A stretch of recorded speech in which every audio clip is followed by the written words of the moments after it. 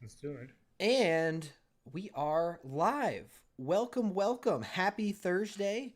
Welcome back, everyone, guys. Nice to see you, Josh. We skipped a week. We did. Things got busy. The thing about Thursdays is it is that it feels like at the same time Friday feels like forever away, but when you get to Thursday you're like, "Oh my gosh, I have so much to do. I can't believe I know, it's right? already Friday." So Thursdays are those just classic get you days, right? Totally. Well, man, I got to tell you, there's been a couple things over the last couple weeks that have really stuck out to me that we're going to talk about tonight.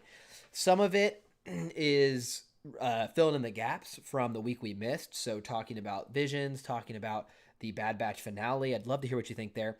And Mhm. then we have some new stuff from this week. We have behind the scenes looks. We have new books coming out. So I think there's quite a bit to cover. I see Blue Pig. I see Sean. Hello, What's up, everyone. guys? How are you doing? Welcome, welcome.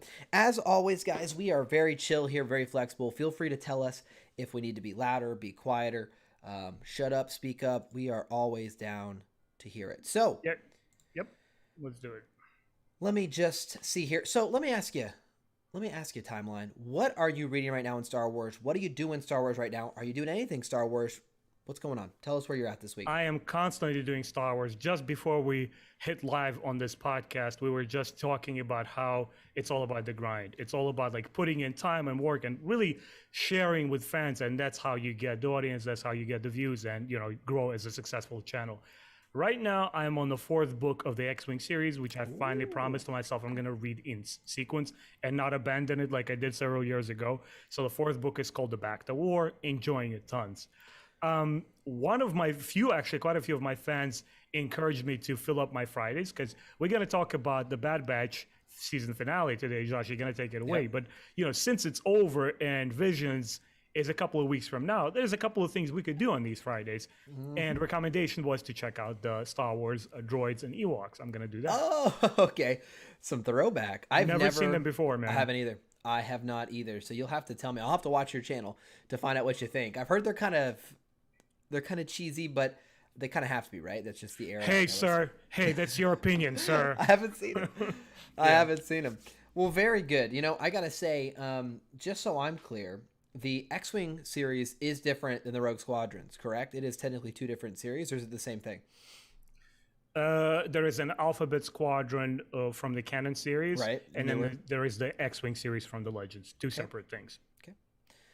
Very good. So for the X-wing series, I know we're getting like the Rogue Squadron new Legends edition book next month, right? Like the new Mhm. cover. Yeah, that's right. And the audiobook to come with it, right? Oh yeah. Unabridged, Oh, I you're right. believe. Yeah, you're right. Let's without further ado, let us go ahead and let's switch on over to the release schedule. Now that you bring that up, I think that's a good first thing to take a peek at. What is coming up in Star Wars books? And there is kind of a funky one. I don't want to say funky because I'm extremely excited for it. It's a very positive thing. It Hmm. is the Tempest Runner High Republic audiobook. This is like an audio only drama. It's the first Right. one we're getting. I think this is really unique. I'm very excited about that. Hmm. I listen to all the books on Audible. If you guys don't know, I think most of my fans know at this point that I am kind of an Audible only type of person. You are not, however, from our past conversations. Right. So, is this going to be your first experience of audiobooks? Are you going to skip it? Are you going to read it later? Are you Where are are you you at? are you tempting me on high? Or is this what we're doing right now? I'm just Look, curious. So this one is going to be one thing I'll say before I pass it over. This one I think was going to have a higher production than even a standard because it has a whole voice cast, right? right. Different. So this is going to be new for me too. But I don't Mhm. know but for me it fits. It's right at home with what I like to do. So I'm Yeah. curious if you're going to give it a shot or what you're thinking. Well, actually, I was gonna ask for your advice live in front of everybody, Okay. unapologetically, because I do enjoy the original Star Wars radio dramas. For those of you guys who may not know them, they're quite popular actually. The ones that came out in the 80s, basically retelling the events of the original trilogy via like multiple cast, and Mark Hamill and Anthony Daniels actually reprised the roles. This got me really, really curious because even though like I checked out a couple of audiobooks back in the day during like Legend times, I really enjoy the reading process more. Yeah. And generally, what you would have is one nice, like, not narrator, usually not a professional actor, but a narrator narrate the entire book. Here, it's a whole different experience where it's back to the roots of radio dramas. Like you said, fully voice casted. So I'm kind of on the fence. I definitely want to check it out because ultimately what matters the most is the story. But I actually wanted to ask you a question since you are a big, connoisseur of audiobooks. When you download those, right? I assume, where do you get them from? What platform? Amazon? I use Audible. Audible. Okay, that's Amazon. Once you own the book, right? Yeah. I usually use a third-party MP3 player for my music and my audiobooks.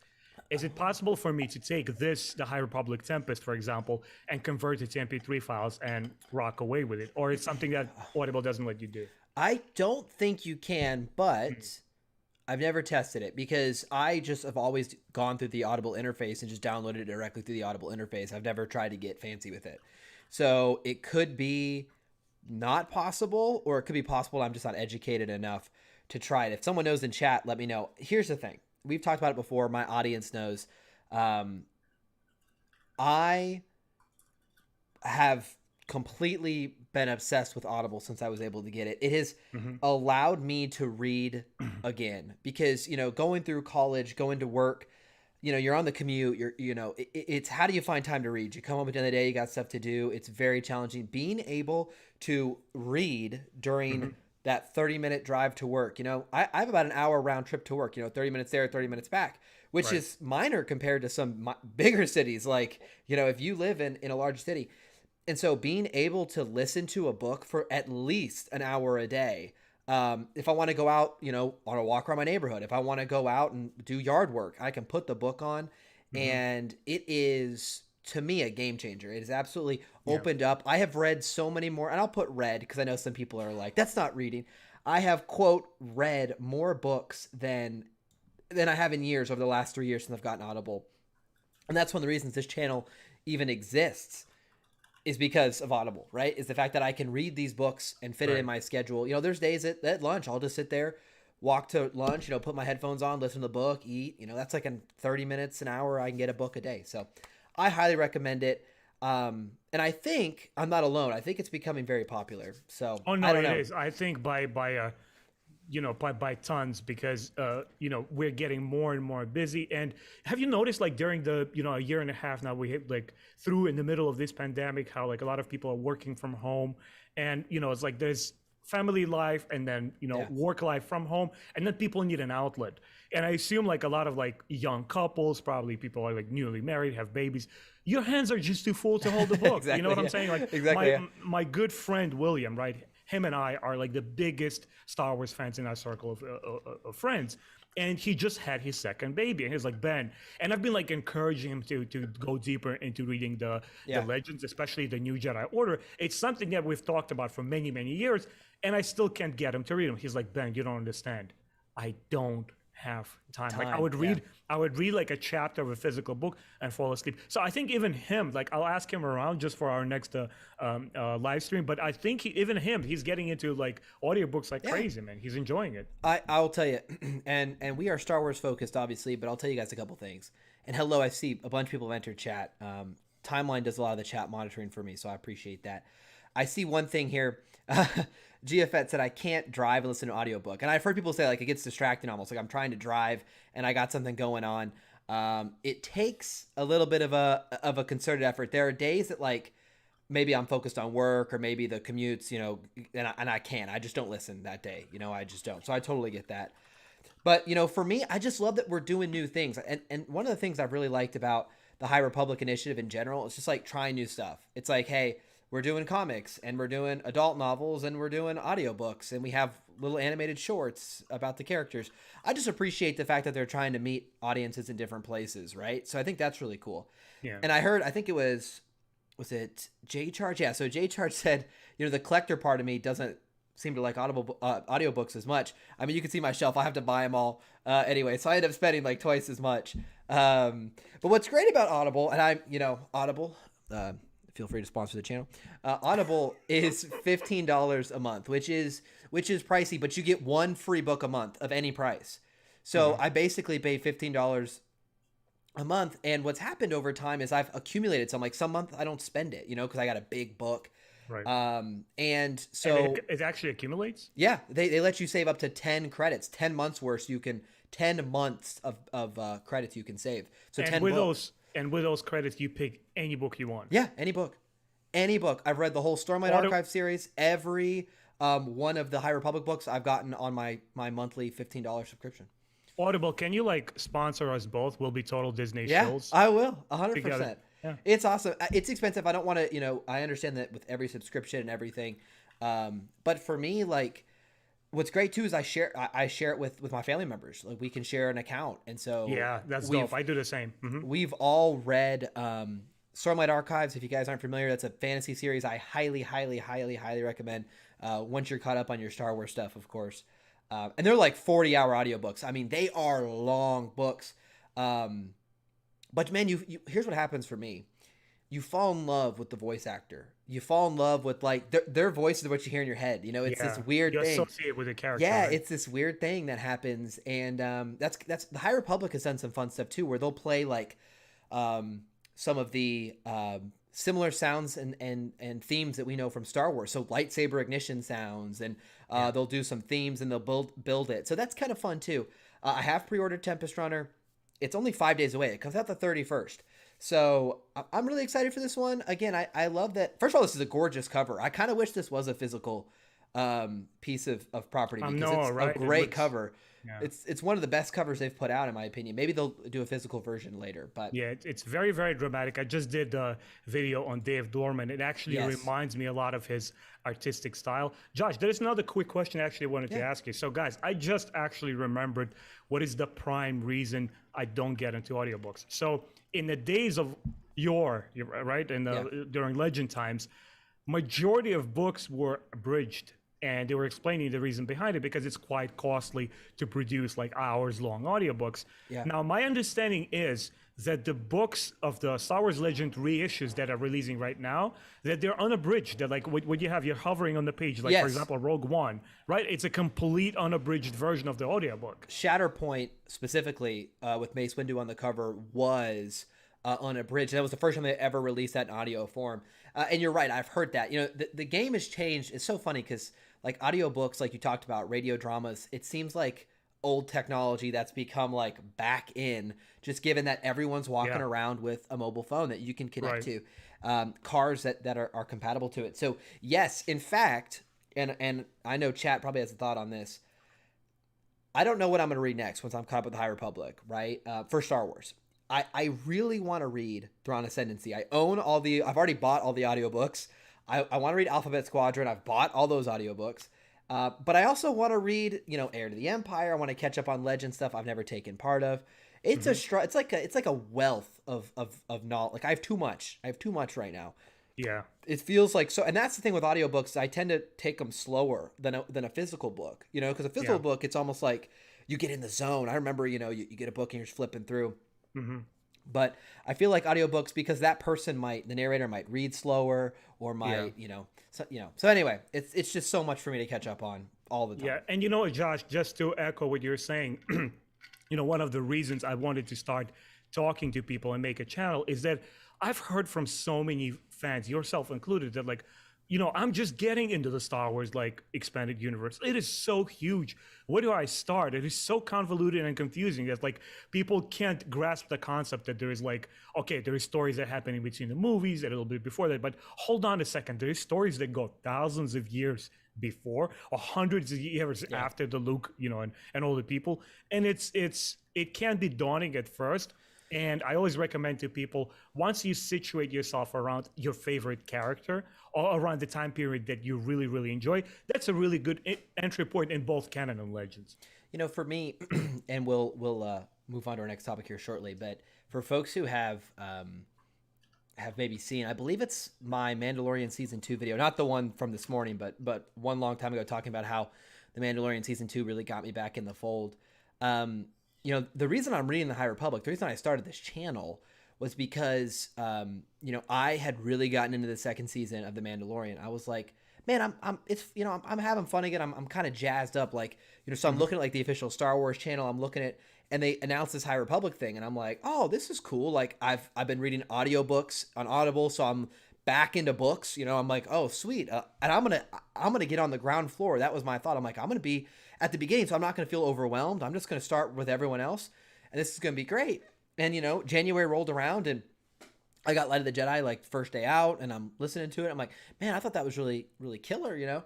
I think my, you know, first thought to do is like, well, let's check out what other people are saying. Like, you know, and then I get on and we unpack this whole, you know, I knew nothing. You might look at my channel now and be like, oh, Josh probably made his channel just to like call out the fandom. No, like I didn't know they existed. I knew nothing about that until I just started looking like, oh, how are people feeling about this? And then I remember, and this is one of the reasons I have the channel. I remember like I started looking at all these videos talking about the High Republic was crap and it was woke and all this. And I remember feeling like, oh my gosh, like, am I an idiot? Like, cause I liked the book, you know, like I thought it was good. So am I dumb? Like what's going on here?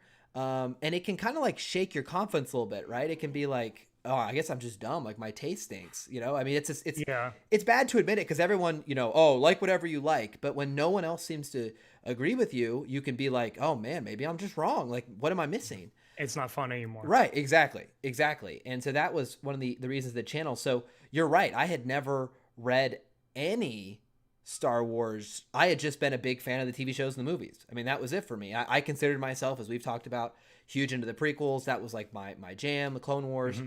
And I didn't really care about the books because, you know, I think for a new fan, it always felt like, whoa, there's just so many books. I don't even know what to read. You know, where do I start? You know, how can I, are they even canon? I don't even know what I'm looking at. You know, which ones, what order do I read them in? And so you can just get so overwhelmed, which I know is one of the reasons you made your channel, right? And so those fans exist, and I was one of them. And one of the reasons I started was because I felt like, oh, I can start this High Republic thing with everyone else. Like, I'm not going to be behind. I'm going to be caught up. And so, anyway, just wanted to let you know there are folks out there that your channel is targeted at. I was one of them for sure. So, I was targeted as one of them. Yeah. Well, that is what's coming out on the book front. We do have a lot of things in September. So, guys, we're getting the rest of the Thrawn trilogy. I guess I shouldn't call it the Thrawn trilogy. I don't know, whatever you want to call it. Timothy Zahn's trilogy. Heir to the Empire, Last Command, Dark Force Rising. We're getting the rest of the covers this month. We're getting another Darth Bane novel and Rogue Squadron. That's September 7th. It's only like 2 weeks away. So these are some awesome covers. I love all of these covers. I have. Oh, dude, I'm telling you, I have them all in paperback. I own all of these books in ebook format. I'm buying them again. Yeah. And actually, remember you and I, we both got the first batch at the same time, and it had like little defect of the front cover not completely covering the inside of the book. Yep. I'm actually going to go back to Barnes & Nobles and buy all 6 of them again, and I'm going to like give away the 3 original ones that I bought because I'm so nitpicky, man. It's a disease, really. That is awesome. I love that. I actually love, just for the High Republic fans in the chat, the black side panels fit really well with the High Republic's gold. So you'll see it back there. I have the black and gold. It fits really well. I don't know if they did that intentionally, but it looks really good displayed together. Mm-hmm. So a lot to look forward to in September, and of course High Republic comics as well. That is next week, so we will be talking about those on the channel. But you know what else comes out in September? What is? We got Visions. Socks. Yeah. Okay. We got merchandise to look at here shortly. Don't worry. Visions. Now you and I took a sneak. Now I've done a reaction to this on the channel. I was very excited to watch this. Now there was what I'd call like a sneak preview that came out back in July, where it kind of introduced a little bit about what the show was about and, you know, who was going to take part in it. But we had our first trailer, like an actual trailer last week. Did you get a chance to watch this yet?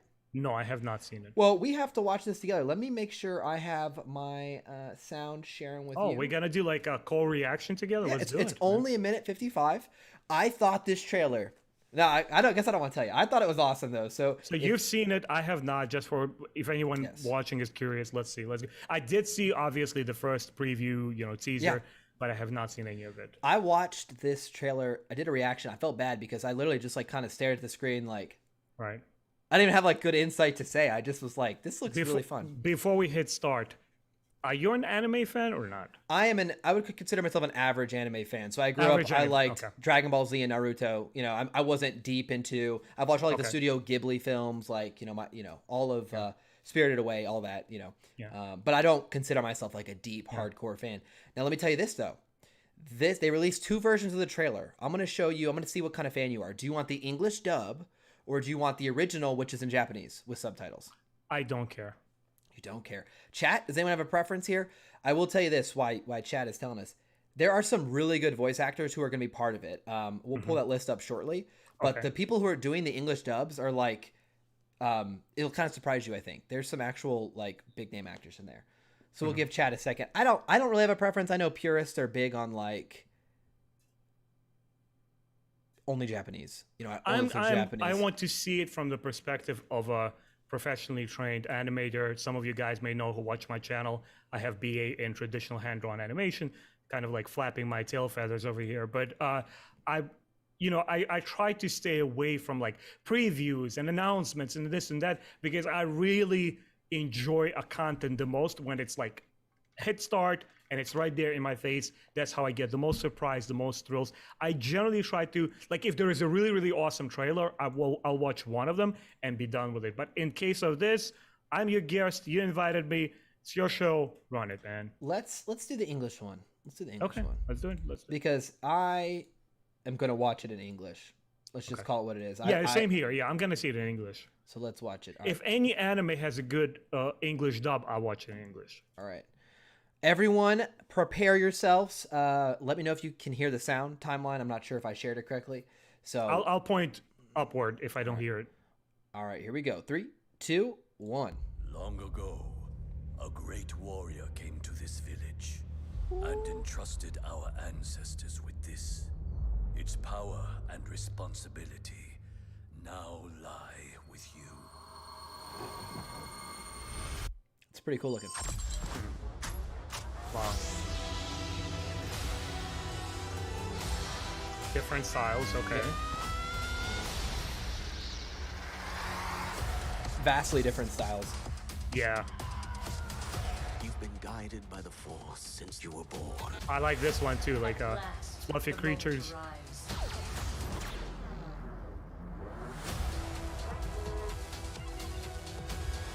Nice. It's the first time I've confronted such darkness. Ooh.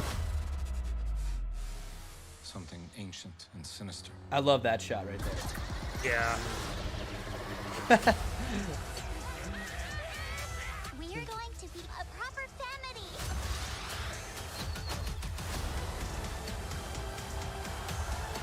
Naboo. We're back to Naboo. Okay.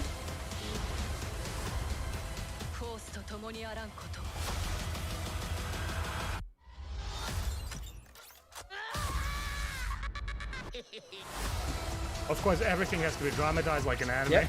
Yep. I love the look of this lightsaber, like the color. Nice. Okay. I accept this responsibility. Oh, she's my favorite.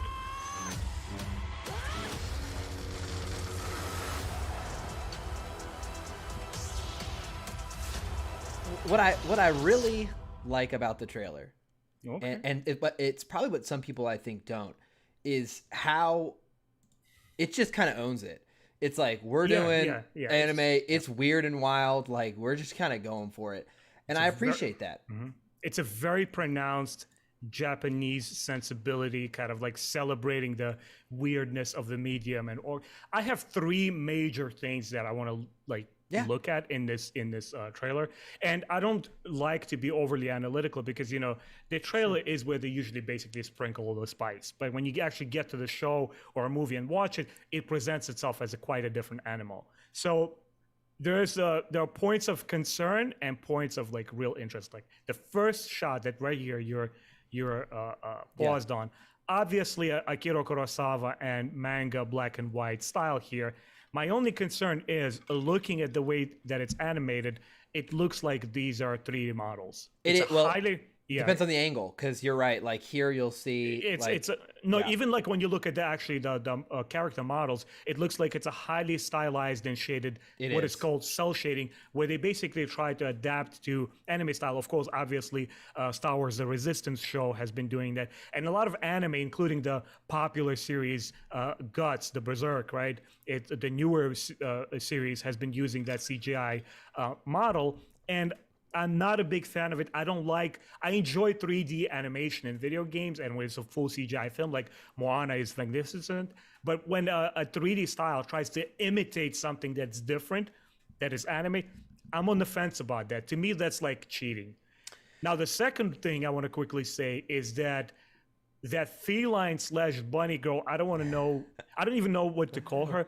It is such an interesting melting pot of anime influences, Japanese cultural influences, and Star Wars, that it's like it doesn't want to tell you that it's exclusively sci-fi Western Star Wars kind of like deal, or it's exclusively Japanese. It's a marriage of two, but it looks so interesting and energetic. Like, I'm really, really into that. I totally agree with Nick. When I first saw the Bunny Jedi, I was like, that one doesn't really interest me that much. But like in the trailer, I was like, oh, I've seen it in movement, seeing the art style to it. Really cool. What I'll point out here is, remember that we're getting the Visions book Ronin. Right. This is that character. So from the cover. That's right. Mm-hmm. This is that cover from. So we will get more about him in the very near future. There were a couple shots in here I thought were really pretty, and just really interesting. I really liked, again, the animation style with her. The one with the two twins is a very kind of funky animation style. It looks very new schoolish almost. I love that shot. It's got like almost cherry blossom look. That one to me is super unique. It's like, what are we going for here? But I'm here for it. One thing that got a lot of mixed feelings, and I have a feeling I know how you're gonna lean. People were pretty mixed on the spinning dark side umbrella of death over here. I love it. I did too. So I thought it was awesome. That's so Japanese. I thought it was cool. Can you go to the screenshot, like snapshot of the Stormtroopers segment? This one. Yeah, this here? one. This is the only style that I'm not a fan of because, once again, as an animator, you could look at animation. Obviously, all of hand-drawn animation today is still done on the computer, whether it's Flash or a different animating program. And sometimes when they don't invest enough time into it, when it comes to coloration of the episode or the show, it looks too flat. And looking at this one here, I'm not a huge fan of those overly simplified shapes and like hardly any like shading, so it looks very, very flat and like two-dimensional for me. So I don't know if I'm gonna enjoy that.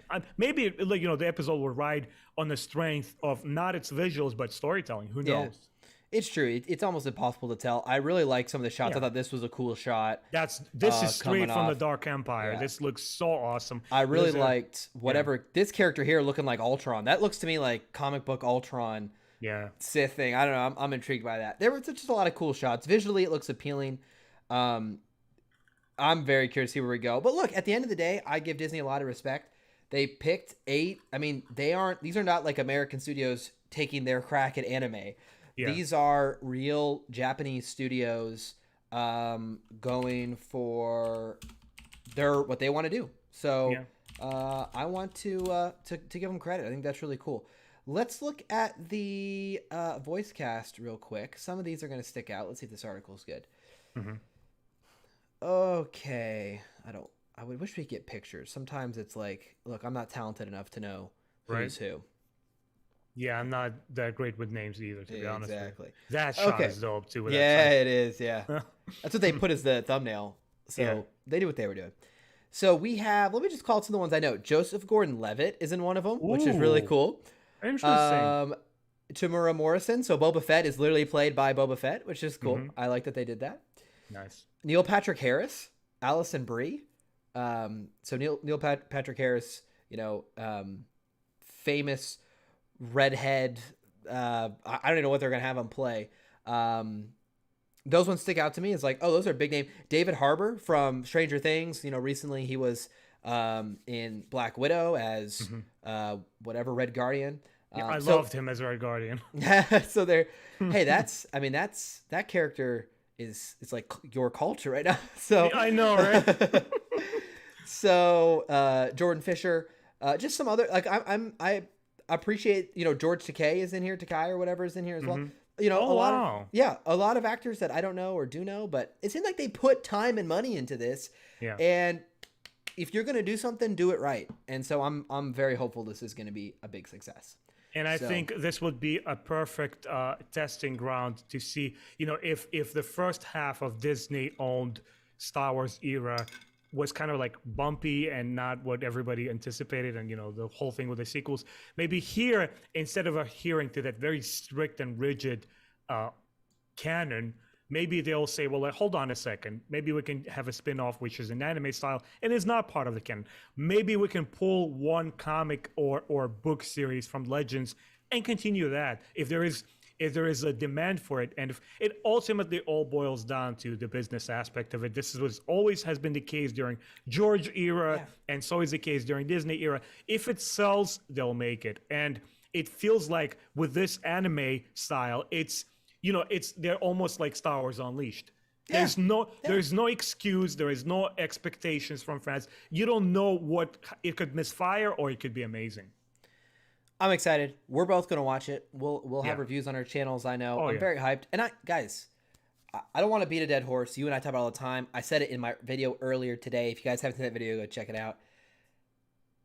It's never been better to be a Star Wars fan. There's so much content.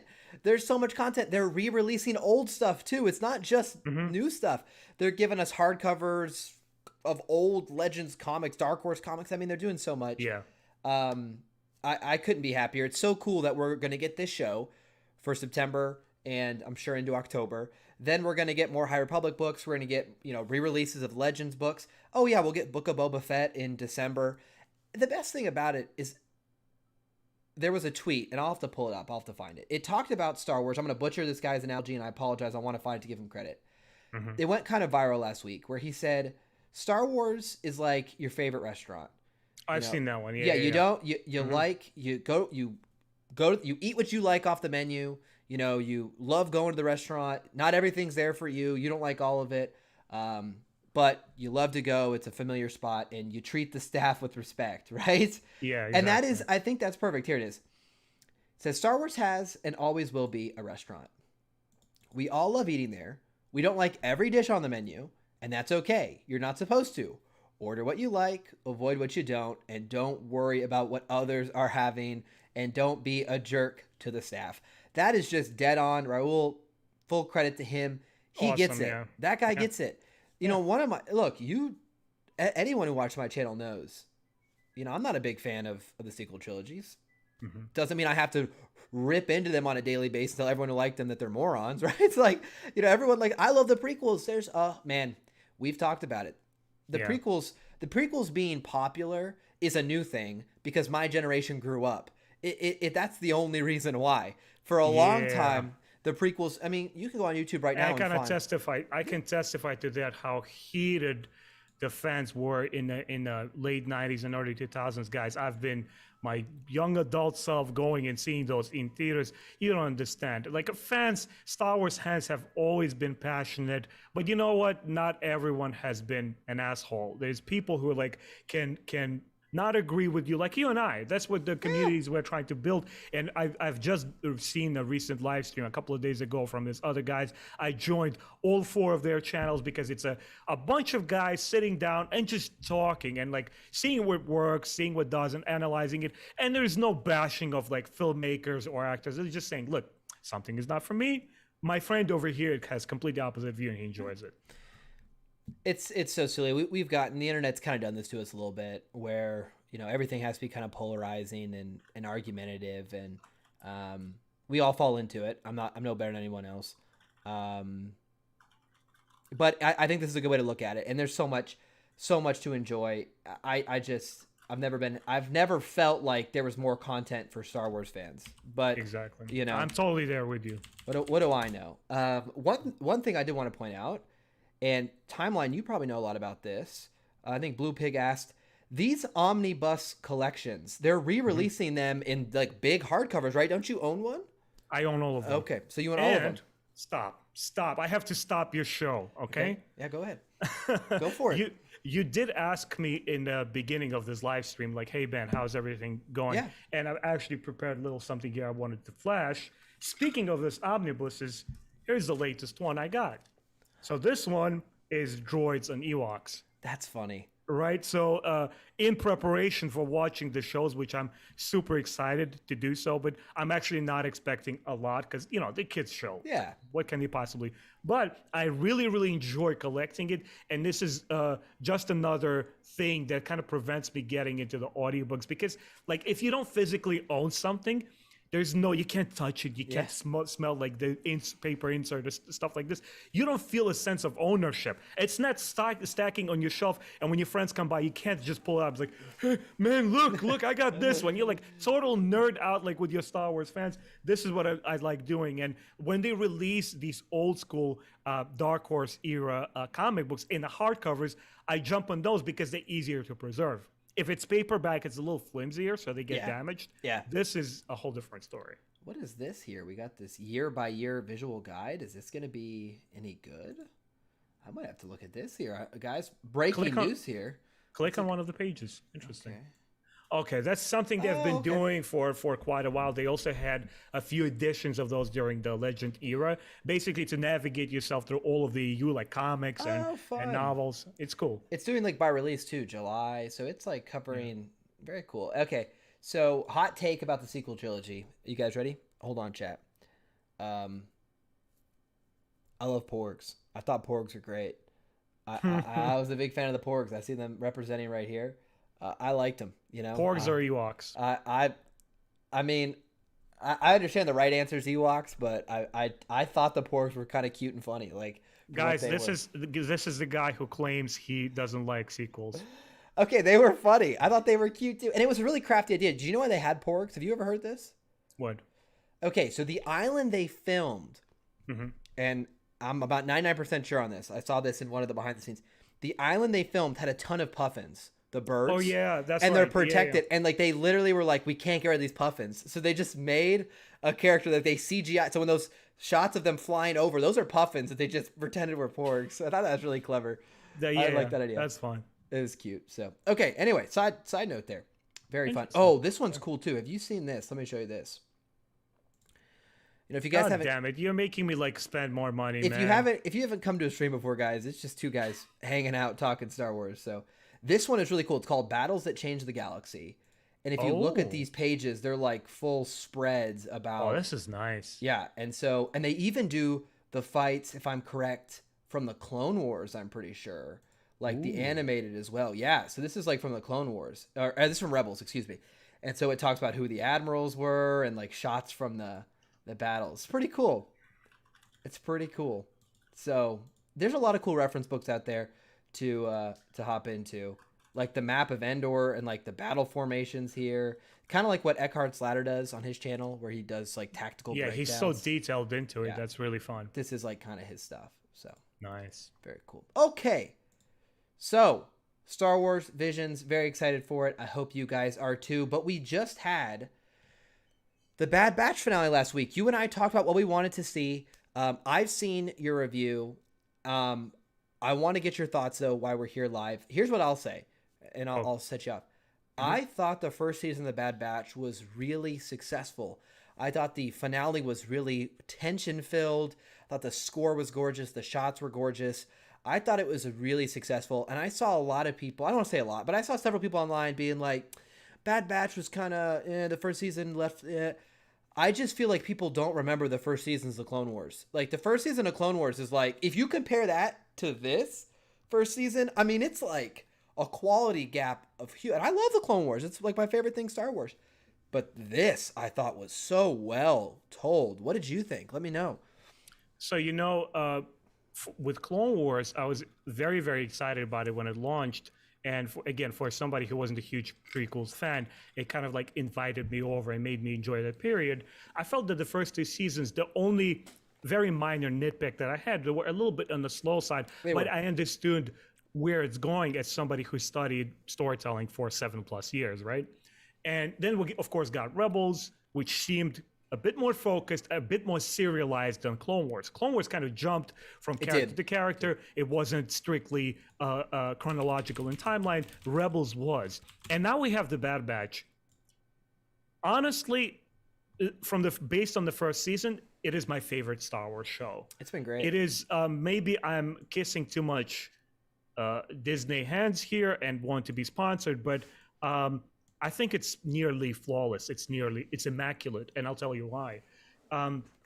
I don't understand a lot of criticism that some of the fans are saying, and they're friends as well. Actually, they're the ones that say, "Look, some of the things worked for me, but I felt a little bit let down by this season. But I'm looking forward to what's next." And those kind of folks in their reviews stating that the Bad Batch, the characters themselves, have not grown much. And I completely and entirely disagree, because it's something that I wanted to actually talk about, and I didn't know in what format should I do it. Should I just make a discussion video or talk about it with you on our weekly podcast? I'll just say here now. In the first episode, all of the Bad Batch evolve right there. What is character growth? Character growth is when one character or group of them are put in a circumstances they haven't been in before, and they have to change or adapt and come out of it, on the other side of the river with a new perspective.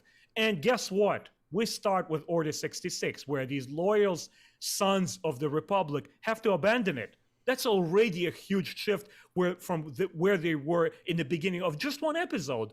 And one guy that I was looking at, unfortunately, I forgot his channel name, I'm sorry, but he was saying that, and I would agree with him, that Echo is the character that developed the least.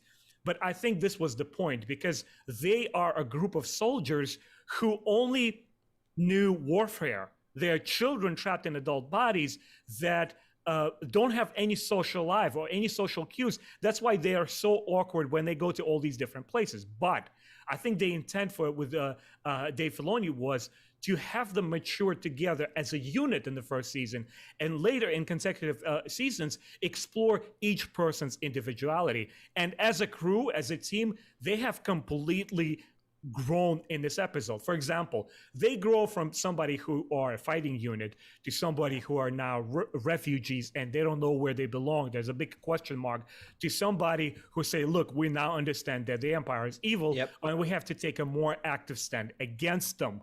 And, Omega, unexpectedly, I think for a vast majority of all of us, has gently made her way into the heart and soul of this show. And she became like the moral compass for all of them. And whenever they have like doubts of moral decisions that to make, she's there to tell them, yeah, that's the way we should go. This is what we should do.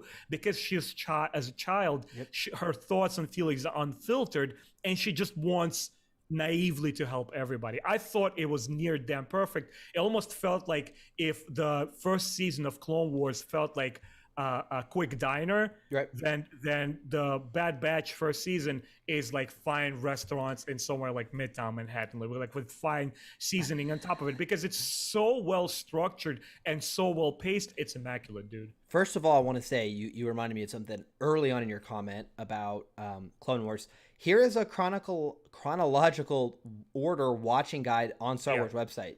It's out there if you guys want to do a rewatch in order. Mix that with Revenge of the Sith at the end. Mwah, very good. But this is the correct order, just in case you're curious, like, what is the order? I've never really sat through it. It's out there for everyone. And I see in chat a lot of people giving it praise. I think I see, Blue Milk Mama said something there about the animation being so good. It was insanely good. It was so good. Like, I'm actually starting my rewatch of Bad Batch already. I'm watching it with my wife for the first time. She did not watch it with me the first time. She was still finishing Clone Wars. That's what we just finished, and now we're there.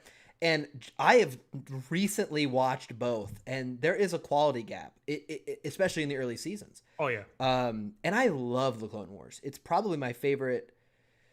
The whole prequel era I just love, but the season 7 of the Clone Wars is so good. It's so successful. Magnificent, yeah. I mean, most people typically, the complaints typically on season 7 is like the Trace and Rafa maybe feel a little bit like out of the rest of the storyline. It feels like kind of a weird segue. If you watch it in watch order, by the way, in chronological order, those episodes come first and it fits the season better.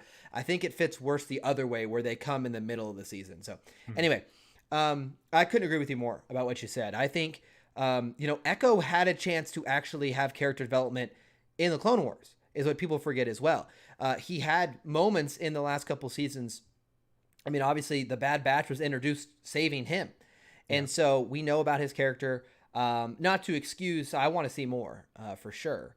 But we're only one season in. Let's grow. Let's give it some time. I thought it was really successful, and I am so hyped. It's next year again. Yeah. So much content. We got another season next year. It's just really good for me. I thought, I think if you compare this finale to the next topic we're going to talk about, like the Mandalorian season 2 finale, where there's this huge reveal. Wow, I can't believe they did that.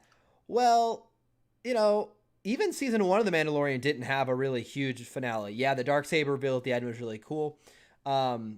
But it was, I thought, the Bad Batch's finale to me was very emotional. I felt like the shots coming through Kamino very intentionally, the cinematography was very intentional in the message it was trying to convey, and the score, the lighting. I thought it was so effective storytelling to me that, there wasn't some big twist like, oh my gosh. And it's not every show or episode needs it. Exactly. And it almost felt like, Dave Filoni very tenderly wanted to say goodbye to that chapter, to that era of Star Wars. And, sometimes it pays off not to have a big, wow, holy crap moment, but a moment where it kind of like simmers and you sit down and you like, you process all of these emotions. And like, it's just left such a lasting impact. Not everything, one thing that I always found a little bit detrimental to Hollywood making, and when I say Hollywood filmmaking, I mean these, big sweeping blockbusters. There's so much emphasis on wow factor that sometimes we miss these quieter, smaller moments that live with us for much, much longer. And I'm telling you, once again, guys, for somebody who never considered himself a fan of the prequel films, watching Kamino being leveled and synced to the right, it made me feel something, right? Like I was looking at this stuff like, wow, this is so dark. This is so interesting to watch, and I can't wait to get more. And it wasn't a cliffhanger. And the only cliffhanger that we haven't discussed, you and I actually pointed to it. Has this picture been confirmed? Has this name Wayland been officially confirmed or not? This is Star Wars official website. How did you let me hear your thoughts first, your connection to Legends. How did you react to it during that watching this episode? And I'll tell you my thoughts. So here's the thing. So we see at the end, and this is on Star Wars website, guys. This is on their episode guide now that the episode's wrapped. So this is not even speculative at this point. So what I had always thought with the cloning was this connection I made immediately right here. Mandalorian cloning. This woman's cloning outfit. I'm like, there's some Kamino connection to the cloning. I've always thought that the cloning they were performing in The Mandalorian was part of Palpatine's contingency plan. I was like, okay, well, they've been experimenting with types of clones. How do they get better soldiers? How do they, get... To me, I didn't think much more of it, right? So I saw this and I was like, oh, they're going to connect it to The Mandalorian. That's what I saw. I was like, oh, very cool. Well, all of a sudden, people start saying, oh my gosh, this planet, they've officially revealed the name, and it was on Wayland. And it was like, okay, like, sound to me like, aliens, like Wayland Utami Corp. That's what I'm thinking of if like Ridley Scott's Aliens. I was like, whatever I was like, I don't know anything about Wayland in Star Wars. Well, then all the news came out, like, oh, this is a cloning facility in Heir to the Empire. And I'm like, oh my gosh, are they kind of setting up? Because, I made a video on this, a really short video. It's like, are they kind of setting up the groundwork to where they're going to do what I'll call Heir of the Empire light? Like the Mandalorian season 3 crossover event where you have Ahsoka, you got Luke. I mean, are they just doing like crossover light? Is that what's happening? Because that's kind of how it feels to me. But, Legends better than I do. So where's your head at? So I'm watching this episode, right? I did not even look at episode titles before turning them on Disney Plus, dude. That's how much I wanted to be surprised. And it was so rewarding for me, who looks for story first and action second in anything I see. I'm like, wow, they actually were bold enough to tell an episode which is not riddled with action, but is actually very emotional. Cool, nice. So how's it going to end? It looks like it's settling into a quieter ending, and it's going to leave us somewhere. The moment that shot happens and I see the freaking mountains, I'm like, no effing way, dude. This is Wayland, right? Somebody tell me, somebody like Lucasfilm, somebody contact me real quick. Tell me this is Wayland. And the moment that shuttle lands and we see that's Lina Saw, right? Lina Se, what's her name? The cloner, basically. Whatever. From Camino. Yeah, I forget her name. Nalasu, or whatever. Yeah, Nalasu. The moment she lands, I'm like, oh, this is where they're gonna clone Joruus C'baoth from the original Thrawn trilogy. And you know what I really, really appreciated about Rebels, and what I appreciate here? It's not a carbon copy of Legends. It is not a point of catering to fans like, oh no, by the way, we're gonna have some stuff from before. No, they're taking something that's obviously cherished and loved by fans, but I love that they're putting their own spin on it. Yeah. Like when we saw Thrawn in Rebels, obviously because Ezra Bridger, obviously because Kanan Jarrus, it adds a whole different layer on it. And it's like a marriage between old and new, something that we're familiar with, and something that makes it's almost like a clever way to do it. A clever way to do it. Like if you enjoy RPG games, the Final Fantasy VII Remake, which recently came out last year, it was a godsend because it understands the legacy, where it comes from and where it wants to lead next. And looking at this one shot, I'm like, Dave Filoni, I trusted you with this show from episode 1. I trust you where it's going to end up. I don't care how many seasons it's going to take. You're the master of storytelling. So first of all, someone in chat is basically admitting that they give you inside info. They said that, so you gotta. They they said that they were the one who told you about Tempest, and it is Lana Say. You were correct. GFet got us covered there. You know, here's the thing that I am so excited about with Star Wars in general. Like, we have this era between what we know and what happens in the sequel trilogy to explore. And I love, you hit the nail on the head. We're on the same page. What a good way to do this. Yeah, we took some ideas from Legends. Now, what the cynical people, what the haters will say is like, oh, they're ripping off Legends. They're stealing Legends. It's like, no, Legends, and I'm gonna use their terms against them. Legends was not George Lucas's vision. It wasn't his Star Wars. Okay, they didn't make it to fit in the parameters of his world completely. Yeah, they were inspired by it. Yeah, they fit in well enough, right? So there was a structure to it. Right. There was certain control to it, and definitely a lot of like creative people are coming out right now. Like on Twitter, you can find them that are saying yes, it was basically canonized to some extent, but George Lucas, there was always like a unspoken understanding there when George Lucas comes in. And if he wants to dismantle what they were doing for the sake of his stories, that became the reality. Because I gave a perfect example on one of my videos is Quinlan Voss. You know, he's a character that starts basically as a prop in episode 1 that George Lucas created. He didn't have a name, much less backstory. They took him into the Dark Horse comic books, made him into a character. And then when George saw him again, he said, ooh, I really like him. Let's put him in the Clone Wars show. And when he travels to the Clone Wars show, guys, this is all during George Lucas era. Guess what? George changed that character quite a lot. His whole Kithar past, his whole psychometry abilities are nowhere to be seen in the Clone Wars show. So guess what? Retconning was happening way before Disney. Absolutely. With a universe like this, it's going to happen. I mean, it's so expansive. Yeah, so of course. And right here, by the way, they do say specifically Wayland Facility concept art. So, I mean, this is officially on here. And I believe even in some of they made it really small. I do believe they specifically, I thought they said Wayland in here. Regardless, it is so cool. And this is going to segue into our last topic of the day. I made a video on this earlier. If you guys haven't checked it out, go ahead and do that after we're done streaming. Where they did a behind the scenes, it's called Disney Gallery, and they do a behind the scenes look, and the episode was focused completely on the finale of Mandalorian Season 2. And I thought it was so insightful and so cool. I'd love to hear your thoughts on it, just for the fact that you weren't a huge fan of the big Luke being Mark Hamill. You kind of wanted to see an actual young actor take it so they could actually keep telling stories. Feels more personal, a real human behind it. So I'd love to hear your thoughts on this because they talk a lot about that. But in this, there's a little section. I would stream it here, but I'm worried I'm going to get some sort of copyright strike for playing a section of it. Better not risk it, yeah.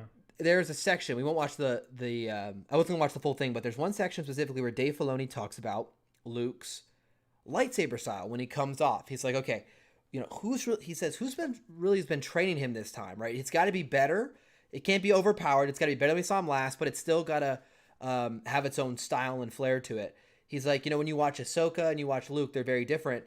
And he literally says, Dave Filoni, the man himself, he's like, Ahsoka has had significantly more training than Luke's ever had. He's like, and she's actually Luke's senior, which a lot of fans forget because of when the characters were created.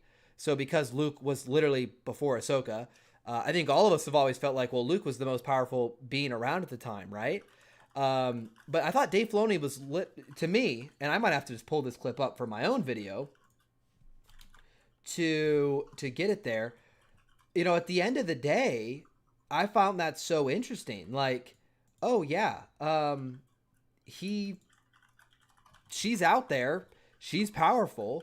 Is she gonna have some sort of, mega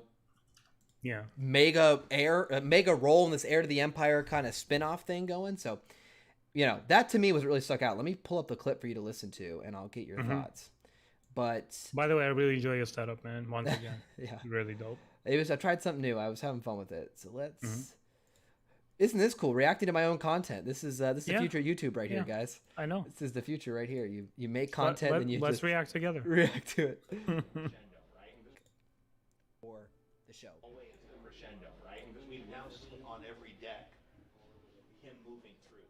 We had a whole discussion about it would be very easy to just make him so over the top skilled, but I was like, what's interesting is he's had training, but I don't know who's been teaching him sword fight training lately. So he had to have a style that was better than what we saw in Jedi, but fundamentally still have the same tree of sword fighting technique. And look at this kid, man. Come on. And technically, she's had vastly more training than he ever has. She's actually his senior, which is, I think, difficult for people to remember because of when these characters were created, right? So a lot of consideration given to every detail. I'll take it back so you can look at the young actor. So this is the guy that they they break down all the technology they used to make his face, Mark Hamill's face. It's pretty incredible. It is pretty incredible. Regardless how you feel, I'm amazed by the sort of algorithm they have cranking out those face generation. But this was the Luke body double. Training lately. He looks just like him, or similar enough, I should say. Similar enough. Yeah. But I thought it was fascinating that he basically says there that, hey, Ahsoka's she's had more training. She's more senior and experience here. I'm like, that's true. So when we eventually have our kind of heir to the Empire light, maybe they kind of replace Luke's role in that a little bit with her. They don't maybe use Luke the same way. Yeah. I don't know if they're gonna have the clone, Luke with 2 U's, but Anyway, I thought that was fascinating. Little tidbits like that were throughout the what's the word, like documentary, I guess I'll call it. Behind the scenes look. It was really fun. I thought it was really cool. So, recommend everyone checks it out. I don't know.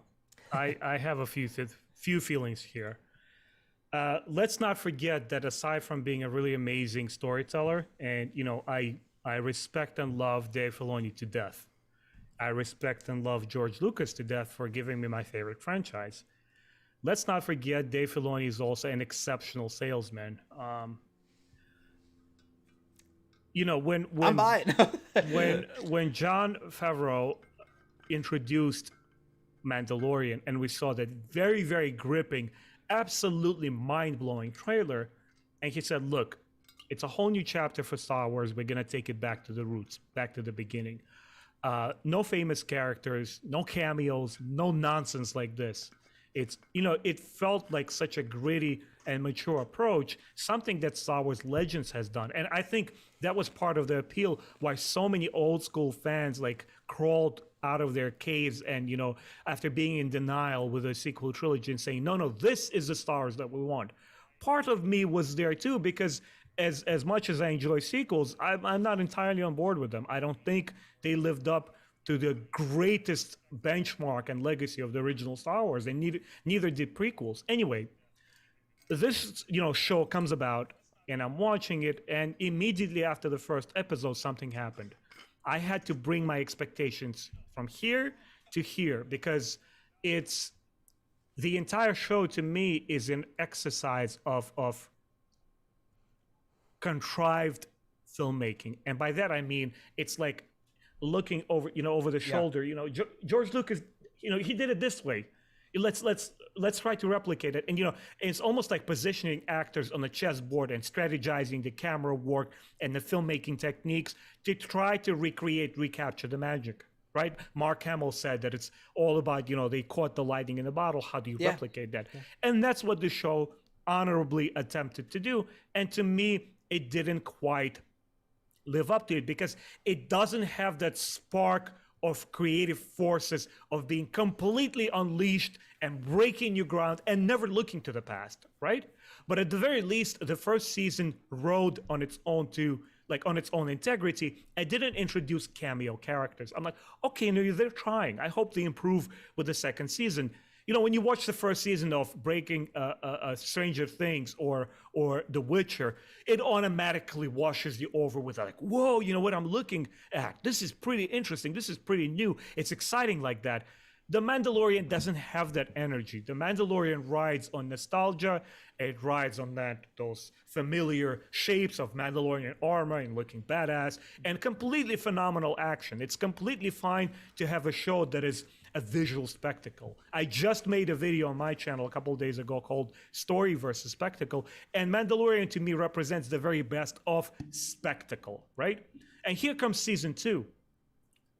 Ahsoka, I felt, was done very elegantly. Why?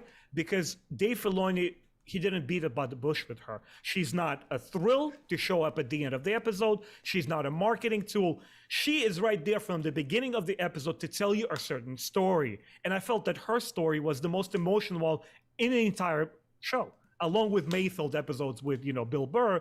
Those episodes, which are not even about Din Djarin or Grogu, ended up being the most interesting ones.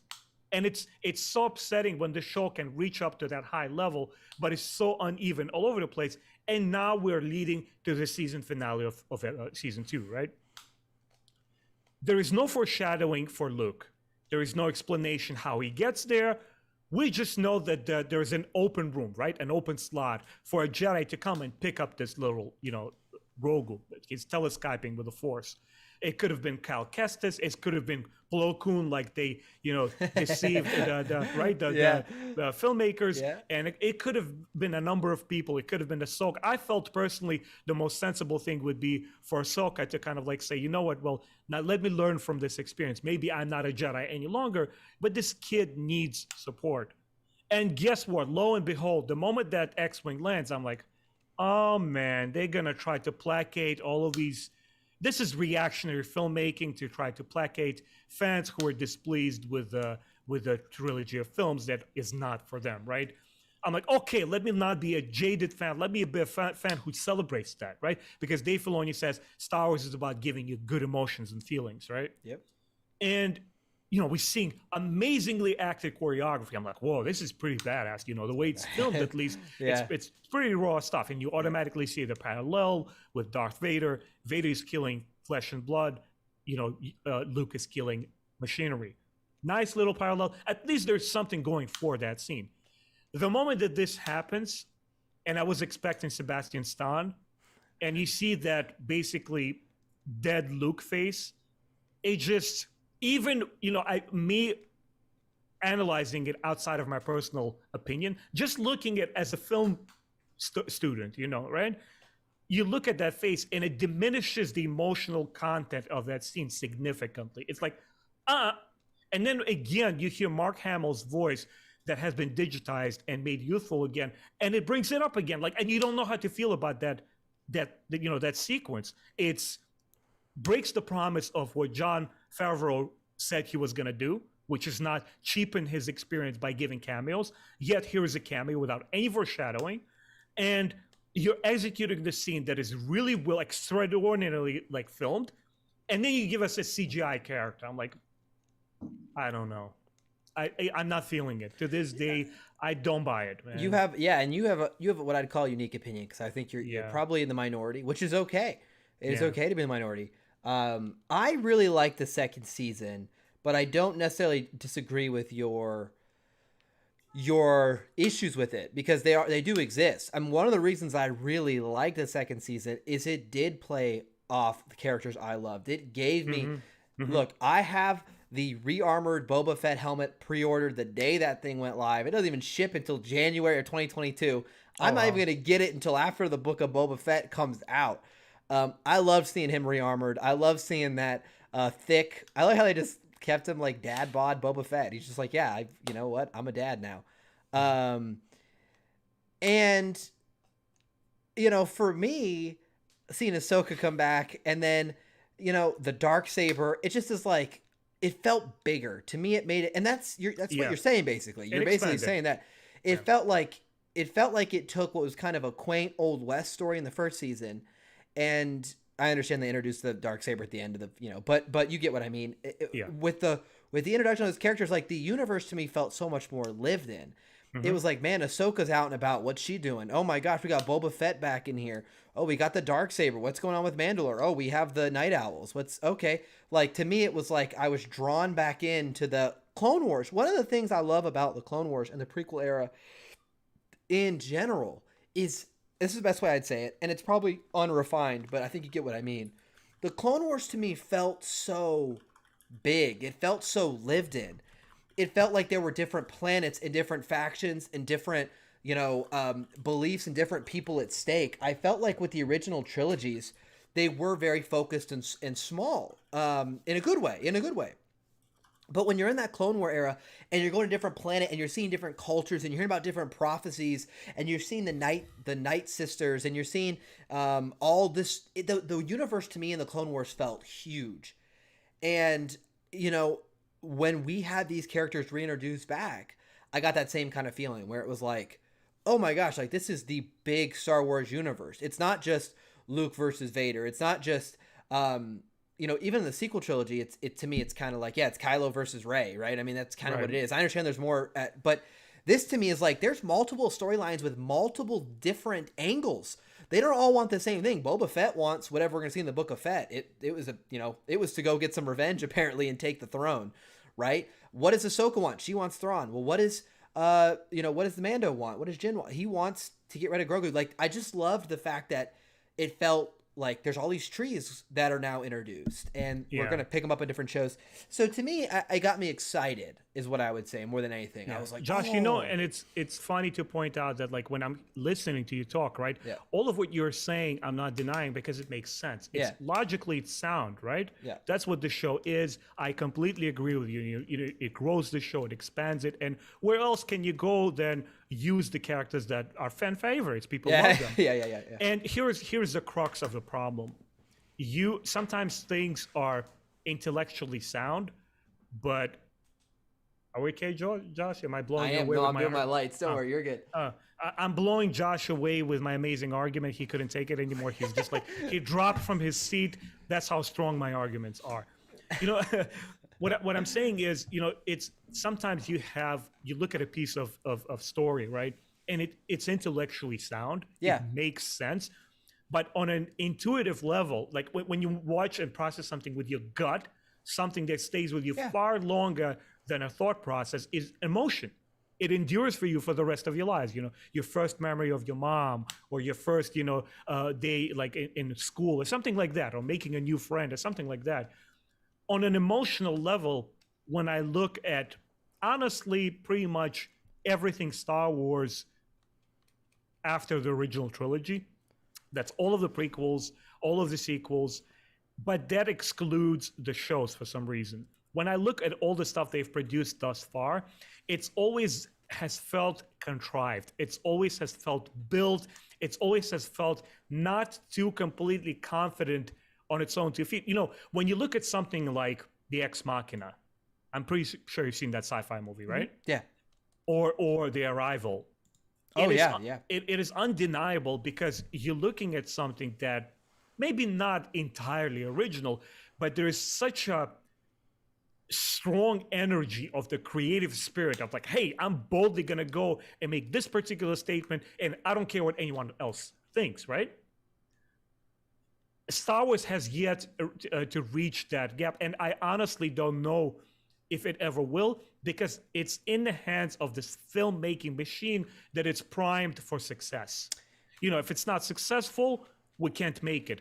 If the Asian audience is not going to accept it, because there's now conversations where China has now become a major influence even of Hollywood, where a lot of movies travel from West to China, and they have to sell tickets there. Yep. And that's why we got Donnie Yen and Rogue One. But you can still do it in a way that it's interesting and creative. When you look at Donnie Yen, he contributes a lot to the Rogue One movie. He does a great action sequence. He's prominent character. They give him some background. It makes sense. You can mix and match business aspect of your story with something that's creative and energetic. Looking at the Mandalorian, it's uneven because you have episodes that feel like, ooh, I want more of that. Like, remember the episode with Jawas? And he's there after. Yeah. It's a stupid episode. He wants an egg, bro, because that's what the Jawas want, and that's how he's going to get his ship back. It's completely silly ideas, but it works because it's fun, it's playful, it puts all stakes on the silly idea, and it executes flawlessly. I'm like, man, I want every episode to be like that. What I'll say is, first of all, what you just said to me kind of points to why you like The Last Jedi more than the other ones, because I think it kind of matches that kind of, I don't want to say indie feel, but the most unique of the feels. For the season 1, and you and I might have to have a podcast about this. My problem with season 1 of The Mandalorian was I felt like the one you called out right there with the job, with the getting the egg, right? And the whole first, I'd say 3 or 4 episodes felt like, wow, this is really good stuff. Where it lost me is they had some episodes in there that felt like filler in the worst way. Not like, ooh, because there's filler in every show. There's even fillers in the Bad Batch where it's like, why are we doing this? Well, because it's a fun story they wanted to tell. Mm-hmm. But like they had the episodes that I'm blanking on specific character names, but they had the episode, for example, with the guy who wanted to join the guild, and he was like, "Hey, I'll work with you, Mando, to hunt." Oh, who are they? Whatever. Yeah. That actor I didn't think was very good. I didn't think the story was that good, and it's like that to me. I'd get the fan service. And GFed said it kind of felt like they were selling me other shows. Yeah, they were kind of selling other shows. They're like, make sure you tune into Ahsoka and Book of Boba Fett. But I at least was excited to those episodes. I can think of, when they brought Boba Fett back, I thought he at least had some fun parts in the show, right? Helping him on missions. It was cool to see him again. It was. Mm-hmm. It was like, this dude was built up to be super awesome, and we barely saw him. He was barely in the movie, and his dad had his head cut off within 30 minutes of being on screen. Like, he had the one cool fight scene with Obi-Wan, of course. But you know what I mean.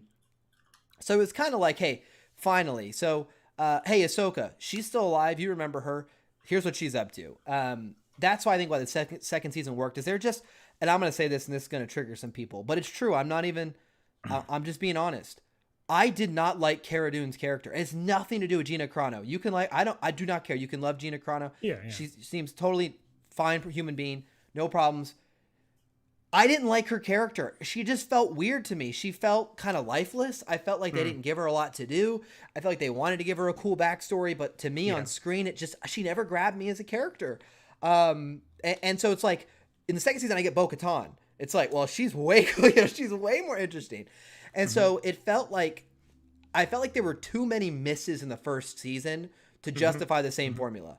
Yeah. Like there were some really good episodes. The first 2 especially were like, this is the way. Literally, that's what those are from. Oh man. I mean, those episodes when they started exploring the lore of the Mandalorian, which they sort of incorporate a little bit from the legends, what the author Karen Travis is known for. She's basically established the Mando culture in writing.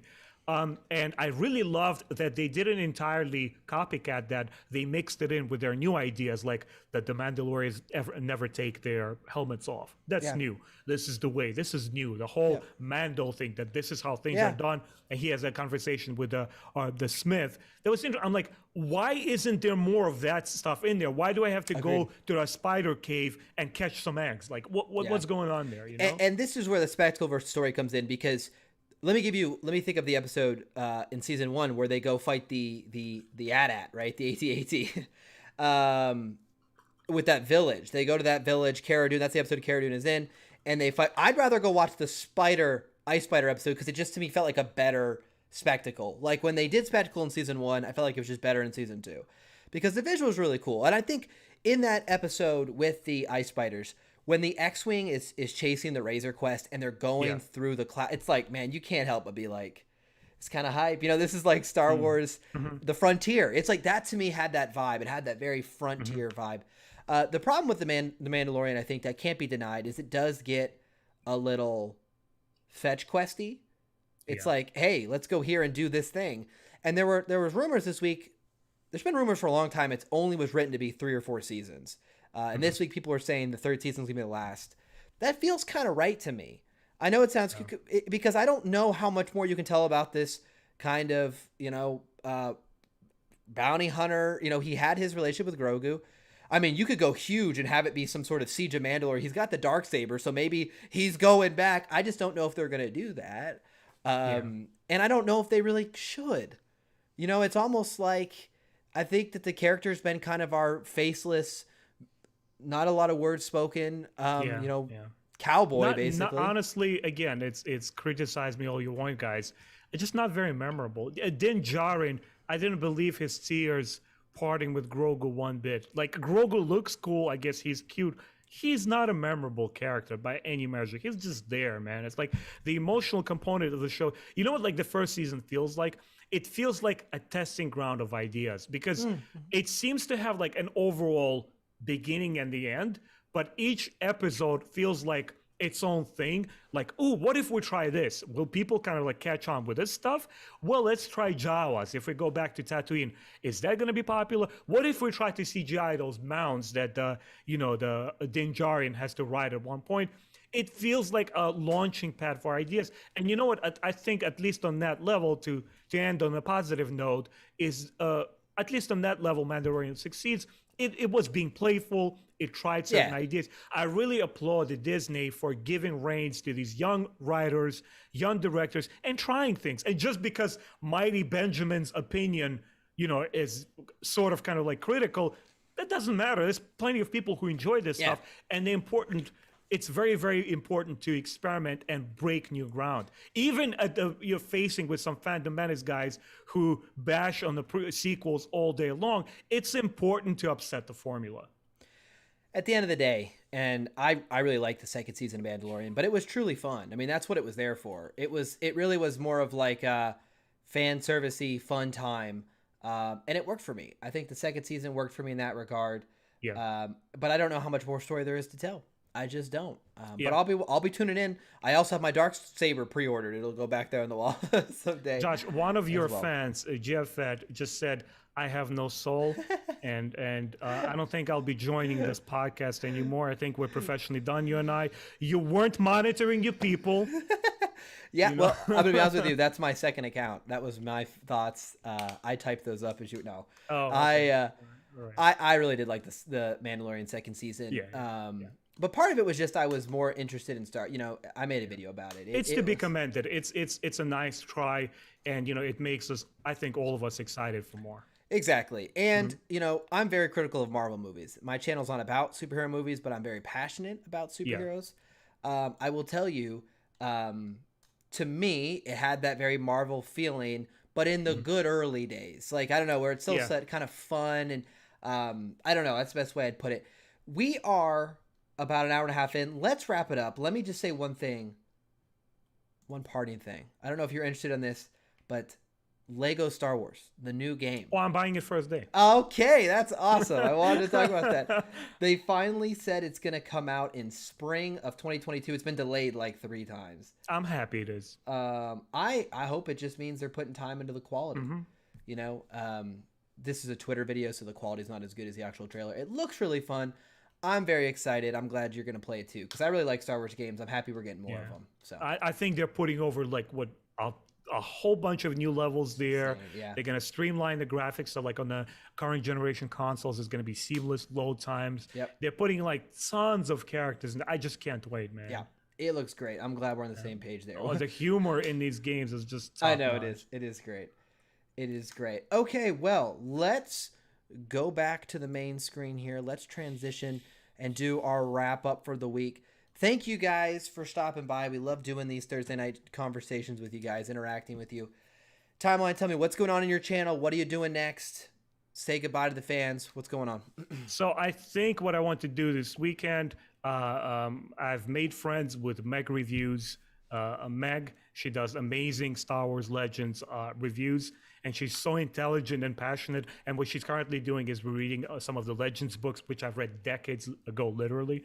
And we basically sit down, and since she's represents the fairer side of the Star Wars fans, it's always interesting to hear how a girl feels about girl characters. Instead of us guys discussing it like how things may be, I get a first-hand experience of what a lifelong fan like her has to say about this character. And I think this week we're gonna probably concentrate on some of the legend characters, like even from the original Thrawn trilogy. So if you guys are interested in some of that, tune in and check it out. Josh, I really love talking with you. I hope to see you on my next podcast. We'll find an interesting topic to talk about. I think your conversation with me about episode 3, The Revenge of the Sith, has been my favorite video to record. I'm honest, man. It was a fun one. It was fun. Yeah, it was the funnest video to record in my YouTube career up to date.